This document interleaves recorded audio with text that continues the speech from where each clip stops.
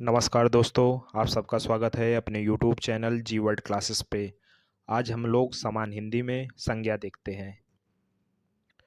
सबसे पहले आइए देखते हैं संज्ञा।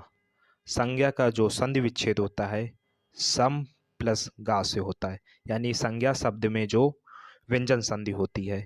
हम लोग संधि बाद में देखते हैं, आज हम लोग संज्ञा देखते हैं।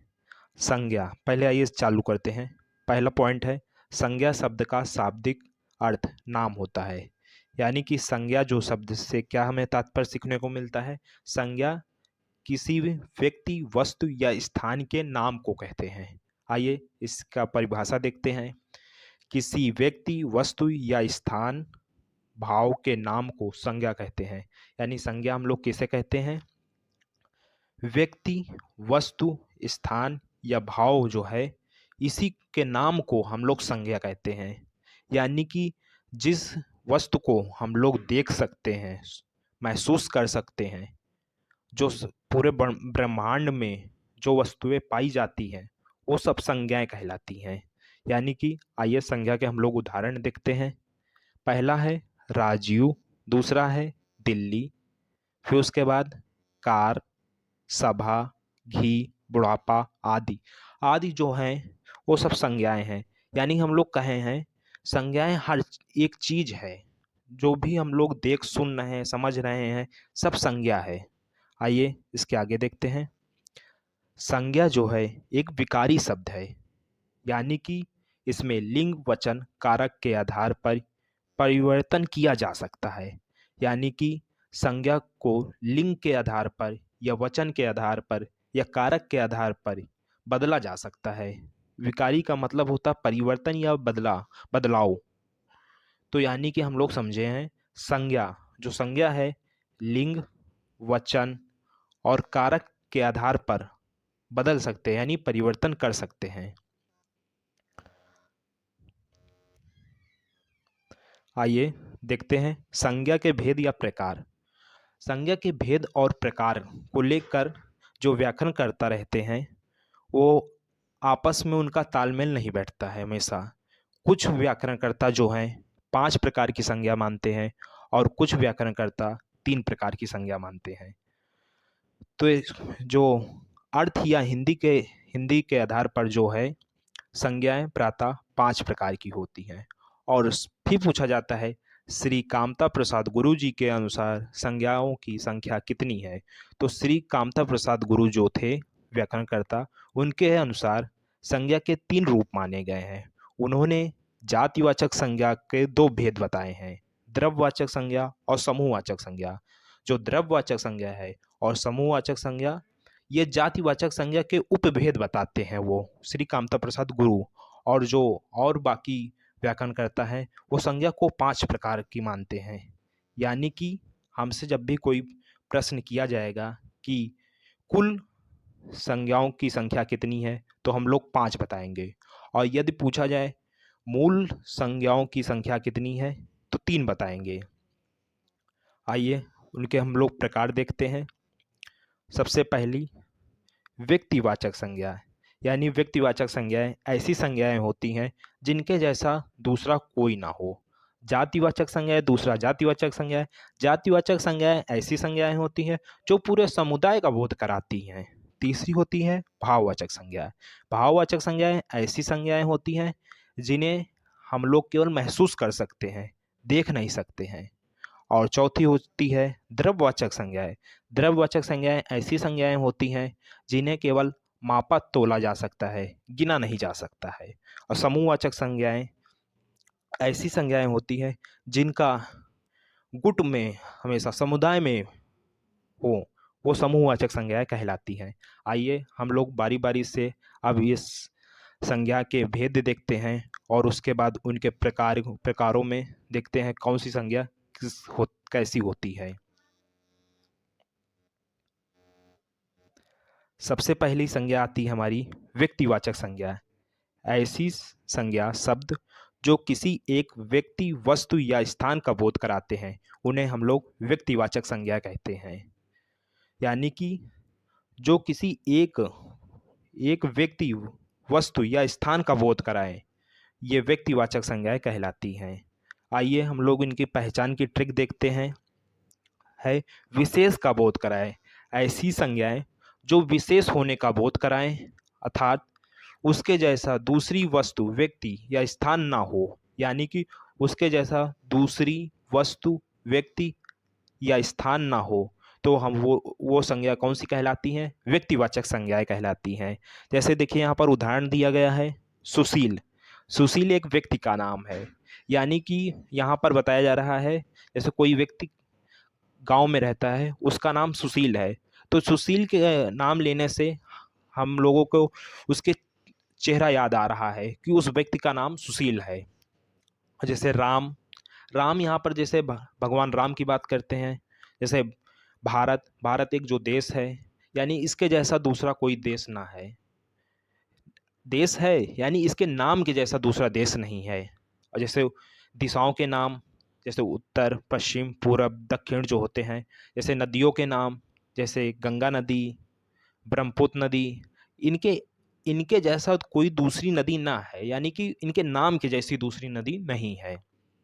जैसे होली, दीपावली आदि जो हैं, ये इनके कई उदाहरण हो जाएंगे, देखा जाएगा तो व्यक्तिवाचक संज्ञाएं कहलाती हैं। आइए इनको हम लोग ध्यान देने वाली बात देखते हैं, यानी कि हम लोग इनको कैसे पहचानेंगे कि व्यक्तिवाचक ये संज्ञाएं हैं।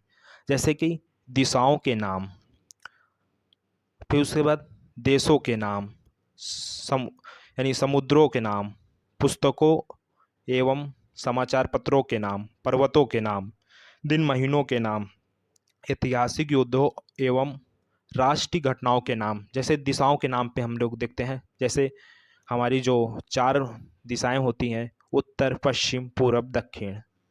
दूसरा देखते हैं देशों के नाम, जैसे नेपाल, भारत, पाकिस्तान, भूटान, श्रीलंका, जो आदि ये देश हैं, ये व्यक्तिवाचक संज्ञा के उदाहरण हैं।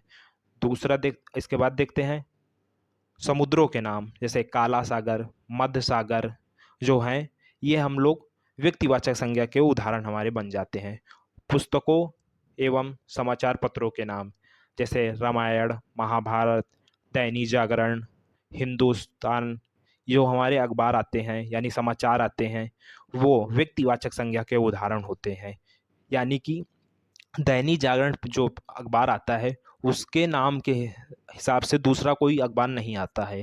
यानी कि हम लोग पहले ही समझ चुके हैं कि जिसके जैसा दूसरा कोई ना हो, उसे ही हम लोग व्यक्तिवाचक संज्ञा कहते हैं।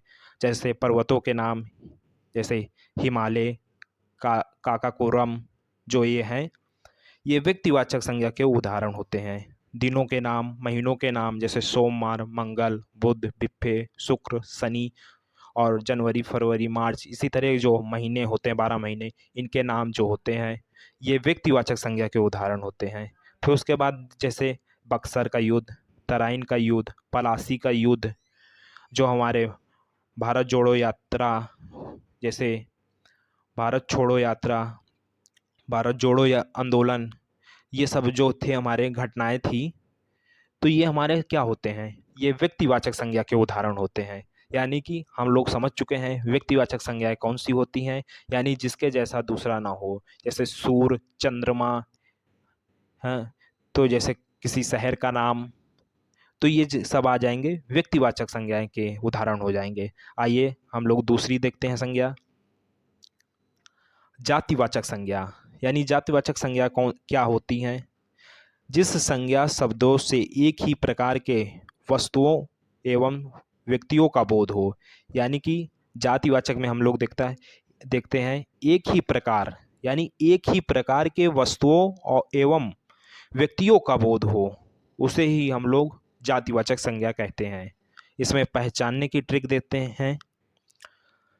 संपूर्ण जाति का बोध कराने वाले शब्द जो होते हैं, वो जातिवाचक संज्ञा कहलाते हैं। जैसे उदाहरण हम लोग देखते हैं अब, जैसे लड़का, वकील, नदी, मनुष्य, गाय, गांव आदि। आइए जैसे देखते हैं वकील। जो वकील शब्द है, ये जातिवाचक संज्ञा हो जाएगी। अब जैसे वकील के बाद किसी व्यक्ति का नाम ले लिया जाए, जैसे वकील रामपाल, तो यह जो रामपाल है, वकील रामपाल, ये व्यक्तिवाचक संज्ञाएं हो जाएंगी। और केवल वकील जब कहा जाएगा तो ये जातिवाचक, यानी पूरे समुदाय जितने भी वकील हैं ये सब जातिवाचक संज्ञा के भेद हैं। जैसे कि किसी गांव गांव का नाम जब ले लेंगे तो व्यक्तिवाचक संज्ञाएं हो जाएंगी, और वही जब केवल गांव कहेंगे तो वो जातिवाचक संज्ञाएं हो जाएंगी। जैसे कि गाय, गाय जो है ये पूरे समुदाय, यानी गाय कह देंगे तो अब हम लोग जैसे गाय केवल कह दिया तो हमारे लोगों के दिमाग में क्या आती, कौन सी गाय। तो ये जब पूरे समुदाय का बोध होने लगे तो वहाँ पर जातिवाचक संज्ञा होती है। और उसी जगह किसी गाय का नाम ले लिया जाए तो वहाँ पर व्यक्तिवाचक संज्ञाएं हो जाएंगी। जैसे नदी, नदी से हम लोगों के दिमाग में आती कौन सी नदी, गंगा नदी, ब्रह्मपुत्र नदी, कृष्णा नदी, यमुना नदी। और यदि इसी के सामने हम लोग जब नाम लेके कह रहे हैं गंगा नदी, तो वो गंगा नदी यानी एक ही गंगा नदी है, तो वो व्यक्तिवाचक संज्ञा हो जाएगी। केवल यह नदी कह रहे हैं, अब हम लोग दिमाग में आएगी नदी, तो कौन सी नदी, किस प्रकार की नदी। तो यानी कि नदी से हमारी पूरे जाति यानी समुदाय का बोध हो रहा है, तो वहाँ पर जातिवाचक संज्ञा हो जाएंगी। आइए इसमें देखते हैं और आगे।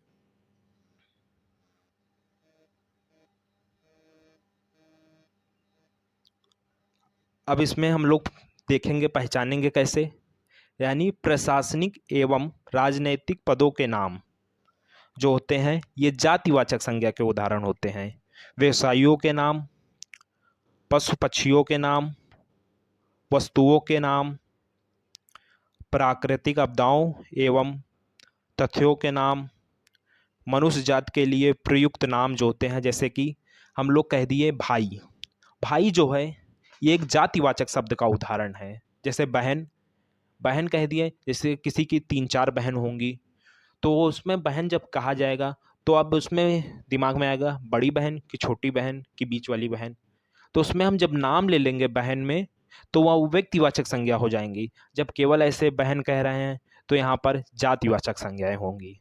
आइए इसके बाद हम लोग देखते हैं, यानी कि हम लोग जातिवाचक संज्ञा समझ चुके होंगे हमारे हिसाब से। आइए हम लोग तीसरी संज्ञा देखते हैं, समूहवाचक संज्ञाएं। यानी समूहवाचक संज्ञाएं ऐसी संज्ञाएं होती हैं जिनसे हमें समूह या समुदाय का बोध होता है। यानी कि आइए इसकी परिभाषा देखते हैं।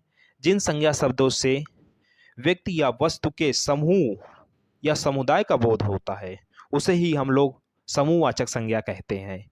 यानी कि इसमें देखते हैं पहचानने की जो ट्रिक देखते हैं, जो किसी समूह का बोध कराए, यानी समूह या समुदाय का बोध कराए, जिस संज्ञा से हमें समूह या समुदाय का बोध हो उसे ही हम लोग समूहवाचक संज्ञा कहते हैं। जैसे उदाहरण देखते हैं, सभा, सेना, गुच्छा, गुलदस्ता, भीड़। जो ये सभा यानी कि हम लोग सभा कह दिए, सभा में कई लोग होते हैं, सभा अकेले व्यक्ति का तो होता नहीं है, सभा में बच्चे होंगे, बड़े होंगे, छोटे होंगे, बहुत से लोग होंगे, काले होंगे, गोरे होंगे। तो यानी कि जब कई लोगों को मिलाकर जब एक समूह बन जाता है तो उसे ही हम लोग समूहवाचक संज्ञा कहते हैं। जैसे गुच्छा, गुच्छा जो होता है जैसे कि अंगूर का गुच्छा, जो अंगूर होते हैं उसमें कई अंगूर लगे हुए होते हैं, तो उसे ही हम लोग जब कई लगे होते हैं तो उसे समूह या समुदाय कह देते हैं।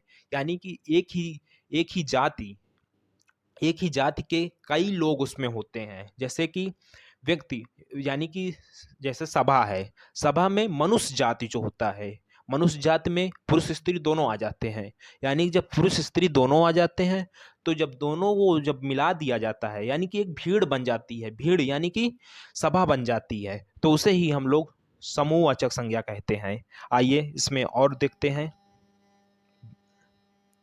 इसमें और अच्छे से समझते हैं।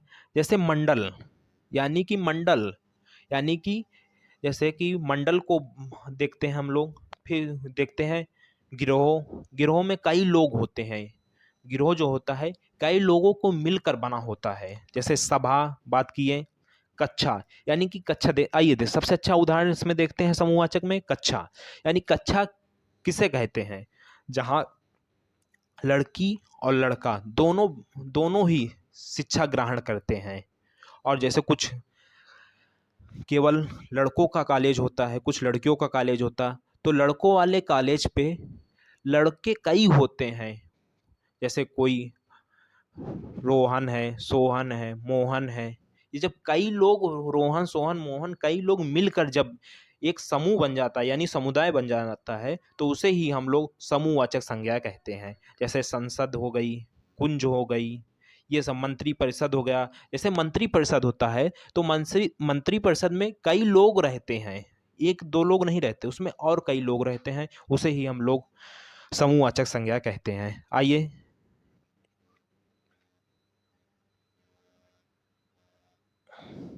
हम लोग देखते हैं चौथी, भाववाचक संज्ञाएं। यानी भाववाचक संज्ञा क्या होती हैं?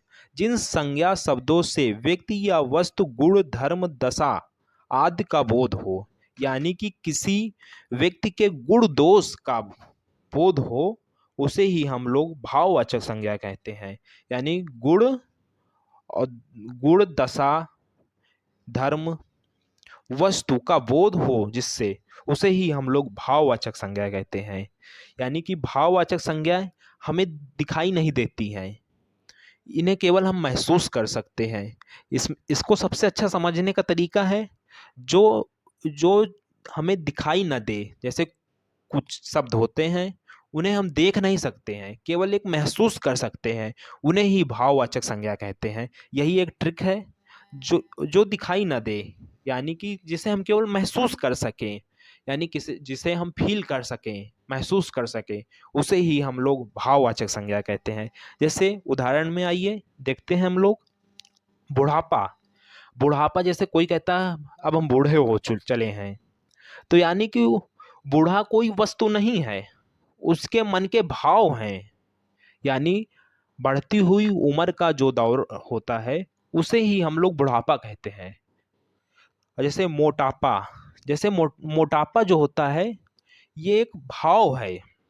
जैसे बचपन, बचपन जो होता है ये एक भाव होता है। जैसे मिठास, जो मिठास है वो हमें कहीं दिखाई नहीं देती। जब हम कोई मिठाई खाते हैं, जो उसमें मिठासपन आता है, उसे ही हम लोग भाव के रूप में व्यक्त करते हैं कि जो चीज़ है, जैसे मिठाई है, रसगुल्ला है, तो उसे हम जब खाते हैं, उससे जो भाव मिलता है, उसे ही हम लोग भाववाचक संज्ञा कहते हैं।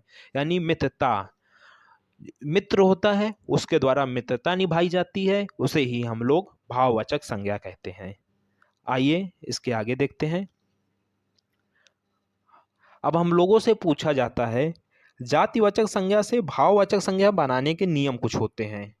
हम लोगों से कभी कभी पूछ लिया जाता है, जैसे कुछ शब्द दे दिए जाएंगे, उनसे पूछा जाएगा। जैसे जातिवाचक संज्ञा दे दी गई तो उनसे भाववाचक संज्ञा पूछा जाएगा। जैसे भाववाचक संज्ञा दे दी गई तो उससे हम लोगों को जातिवाचक संज्ञा पूछा जाएगा। उन उसमें पहले हम लोग इसका नियम देख लेते हैं। यदि नियम हमें तैयार हो गया तो कोई भी उसका उदाहरण दिया जाए तो हम लोग अच्छे से बता सकते हैं। जैसे पहला है, जातिवाचक संज्ञा से भाववाचक संज्ञा बनाने का नियम देखते हैं। जैसे संज्ञा, सर्वनाम, विशेषण शब्द जो होते हैं, इनके बाद प्रत्यय जोड़ देने से वो हमारा भाववाचक संज्ञा बन जाता है। अब जैसे हम लोग भाववाचक से संज्ञा पूछे, यानी संज्ञा, सर्वनाम, विशेषण से प्रत्यय हटा देने से वो जातिवाचक संज्ञा बन जाएंगी। आइए हम लोग समझते हैं जातिवाचक संज्ञा से भाववाचक संज्ञा। जैसे पहला शब्द है लड़का। लड़का में पन प्रत्यय जोड़ दिया गया, इससे बन गया भाववाचक संज्ञा, क्या बना? लड़कपन। वैसे ही जातिवाचक में देखते हैं एक ठो मित्र। मित्र में ता प्रत्यय जोड़ देने से मित्रता बन गई। तो यानी कि हम लोग समझ चुके हैं, संज्ञा, सर्वनाम, विशेषण के अंत में प्रत्यय जोड़ देने से जातिवाचक संज्ञा को भाववाचक संज्ञा बनाया जा सकता है। आइए इसके बाद हम लोग कुछ देखते हैं विशेषण। यानी कि विशेषण से भी भाववाचक संज्ञा बनाई जा सकती हैं। जैसे देखते हैं, अनुशासित है। अनुशासित विशेषण शब्द है, इससे जब भाववाचक संज्ञा बन जाएंगे तो बन जाएगा अनुशासन बन जाएगा। इसके बाद जैसे देखते हैं मीठा। जो मीठा है ये विशेषण है, और भाववाचक जब संज्ञा बनाएंगे इसे तो वही कह देंगे मिठास। अभी हम लोग बात कर रहे थे ना भाववाचक संज्ञा की, तो वही चीज। जैसे सुंदर। सुंदर क्या है, कोई स्त्री है जैसे सुंदर है, तो उसकी भाव भाव को व्यक्त करने वाले भाव को व्यक्त करने वाले शब्द के लिए क्या कहेंगे, सौंदर्य कहेंगे। यानी कि सुंदर का भाववाचक क्या बनेगा, सौंदर्य बन जाएगा। इसी तरह के कई शब्द होते हैं जो हम लोग ऑब्जेक्टिव माध्यम से किसी दिन सॉल्व करेंगे।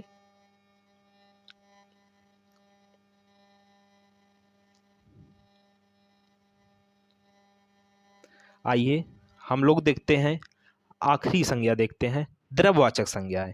यानी द्रव्यवाचक संज्ञाएं क्या होती हैं, आइए सबसे पहले हम लोग इसकी परिभाषा देखते हैं। जिस संज्ञा शब्दों से किसी धातु या द्रव का बोध हो उसे ही हम लोग द्रव्यवाचक संज्ञाएं कहते हैं। यानी कि हम लोग क्या समझें, किसी धातु या द्रव का बोध कराने वाले शब्द को ही द्रव्यवाचक संज्ञा कहते हैं। इसे पहचानने के लिए सबसे अच्छी ट्रिक होगी कि जिसे हम मापा या तौला जा सके, बट यानी कि इसे गिना ना जा सके, यानी कि जिसे हम लोग गिन ना सके उसे ही हम लोग द्रव्यवाचक संज्ञाएं कहते हैं। जैसे दूध, दूध जो है लीटर में लिया जाता है। जैसे पेट्रोल है, लीटर में लिया जाता है। जैसे पानी की बोतल जो आती है वो लीटर में आती है। यानी कि दूध हो गया, दही हो गया, घी हो गया, इन्हें हम लोग गिन नहीं सकते हैं। तो जैसे कि गेहूं, गेहूं का एक एक ठो जो कण होता है गेहूं का, उसे तो हम ले लेते हैं, मगर उसी जगह आपको 2-3 किलो गेहूं दे दिया जाएगा और उससे कहा जाएगा कि इसमें गिन के बताओ। तो आप मान लीजिए थोड़ा बहुत 5-10 तो गिन लेंगे, उसके बाद आप गिन नहीं पाएंगे, तो आप क्या करेंगे, इसे आप तौल लेंगे। तौल के आप बता देंगे कि ये कितना मात्रा है इसकी। तो यानी कि जिस मात्रा से हम लोग मापा या तौला जा सके, बट उसे यानी कि उसे गिना ना जा सके, उसे ही हम लोग द्रव्यवाचक संज्ञा कहते हैं। आइए उसके उदाहरण में जैसे है दही, घी, तेल, गेहूं, पानी आदि जो हैं, इसी प्रकार के कई शब्द जो हैं वो हमें देखने को मिलेंगे। अब इसके बाद हम लोग देखते हैं व्युत उत्पत्ति के आधार पर संज्ञा के भेद। संज्ञा के कितने भेद होते हैं माने जाते हैं, संज्ञा के 3 भेद हैं। यानी पहला है रूढ़ संज्ञा, दूसरा है यौगिक संज्ञा और तीसरा है योग रूढ़ संज्ञा। यानी कि रूढ़ संज्ञा कौन सी होती हैं, ऐसी संज्ञाएं जिनका जिनका खंड ना हो सके। यानी कि ऐसी संज्ञाएं जिनसे हम उनका विग्रह नहीं कर सकते हैं। जैसे जल, जैसे उदाहरण में देखते हैं, जो जल है, जल शब्द का हम लोग खंडन नहीं कर सकते हैं। जा और ला, जा का कोई अर्थ नहीं निकलेगा और ला का कोई अर्थ नहीं निकलेगा। जब दोनों शब्द मिला लेंगे तभी अर्थ इसका निकलेगा, यानी जल। तो यही यही बताया जा रहा है कि रूढ़ संज्ञाएं जो होती हैं उनका खंड नहीं हो सकता है, यानी उनको तोड़ा नहीं जा सकता है। और अधिकांश जो रूढ़ संज्ञाएं होती हैं वो छोटी होती हैं। सबसे अच्छा पहचानने का तरीका है, जो रूढ़ संज्ञाएं होंगी दो तीन वर्ण की होंगी केवल। आइए यौगिक संज्ञाएं, यौगिक संज्ञाएं ऐसी संज्ञाएं होंगी जिनका खंडन हो सके, यानी कि जिनका सार्थक खंडन हो सके। यानी विद्यालय, जैसे हम लोग देखते हैं विद्यालय, विद्यालय जो शब्द है, विद्यालय में विद्या प्लस आले, यानी विद्या एक अर्थ हो अलग दे रहा है, आले मतलब यानी ग्रह वो अलग अर्थ दे रहा है। तो यही यही देखा जाएगा यौगिक शब्द या संज्ञा कहिए, यहाँ पर संज्ञा कही है। यौगिक संज्ञाएं ऐसी संज्ञाएं होती हैं जिनका सार्थक खंड हो सके और जिनके प्राय अलग अलग अर्थ देते हों, उन्हें ही हम लोग यौगिक संज्ञा कहते हैं। और योग रूढ़ संज्ञा, यानी कि देखिए योग यानी यौगिक से और रूढ़ यानी कि रूढ़ से बना है। योग रूढ़ संज्ञाएं कौन सी संज्ञाएं होती हैं, योग रूढ़ संज्ञाएं ऐसी संज्ञाएं होती हैं जिनसे जिन शब्दों से अर्थ जो निकलता है वो प्राय तीसरा अर्थ प्रदान करता है। ऐसे इसके लिए उदाहरण देखते हैं। दशानन यानी 10 हैं आनन, यानी अर्थात जिसके 10 हैं सिर। 10 हैं सिर यानी कि इसका अर्थ किससे निकलता है, यानी 10 सिर जिसके थे, यानी कि रावण के 10 सिर थे, तो वो जैसे यानी कि प्राय तीसरा अर्थ प्रदान करें, उसे ही हम लोग योग रूढ़ संज्ञा कहते हैं। आइए इसमें और देखते हैं कुछ। इसका एक पॉइंट बनता है, जो संज्ञा है एक विकारी शब्द है।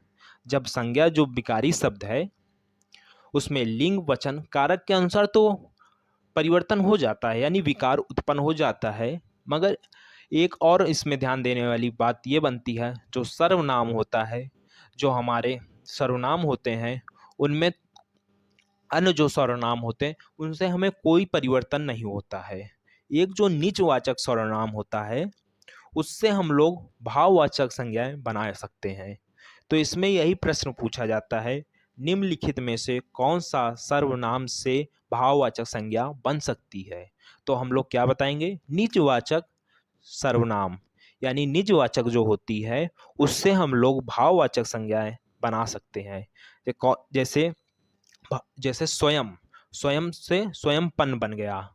जैसे अपना, अपना से बन गया अपनापन।